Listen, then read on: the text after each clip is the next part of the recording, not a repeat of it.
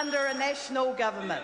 Honourable Kate Wilkinson. Thank you, Mr Speaker. Mr Speaker, this week two words come to mind, and one of them that we've heard a lot of is exodus, and the other one is droves, because, Mr Speaker, we've heard that categorically there is a widespread exodus of people from the regions and that people are leaving the regions in droves.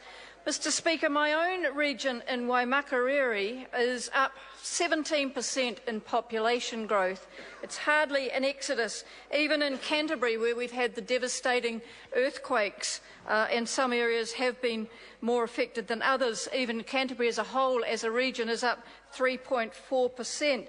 And, Mr Speaker, we've heard of the income going down in the regions, etc., etc. But, Mr Speaker, if we look at the official statistics, actually in Canterbury, my own region, the real after-tax median income, inflation adjusted, has increased by 14%, Mr Speaker. So hardly an exodus from the regions and hardly a neglect of the regions, because, Mr Speaker, if we look at the progress under our growth strategy in what has been somewhat difficult times, it's actually not a bad picture.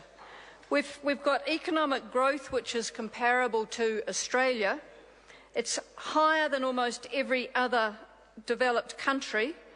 We've got wages which are growing. We've got cost of living increases which have been modest, and we have interest rates at 50-year lows. And I remember my own first mortgage was at 21%. It's a lot lower than that now, Mr Speaker.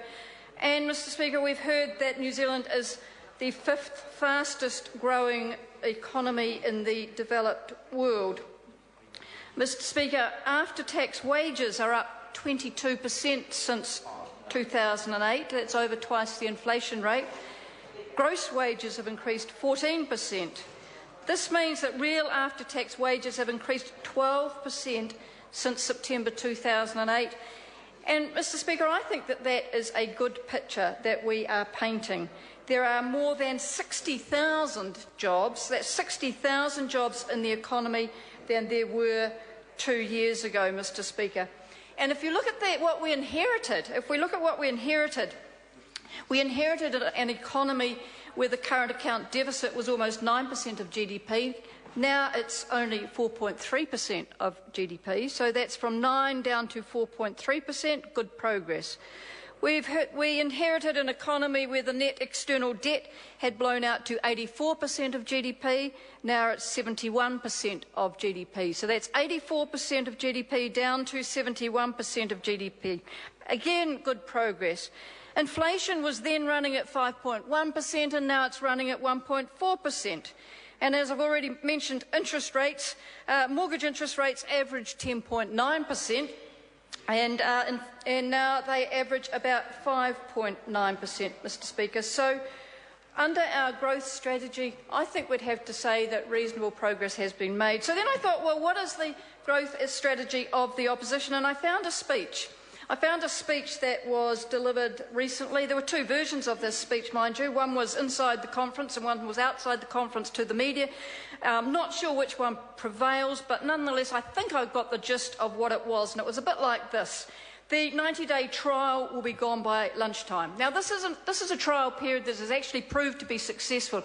In its first year of operation, it was credited with creating 13,000 new jobs. At the time, 5 years ago, we were told that there would be queues of people, queues of exploited workers that would come to us and say it doesn't work. And so we said, bring them to us, give us the details of who those exploited workers are. Did we get one?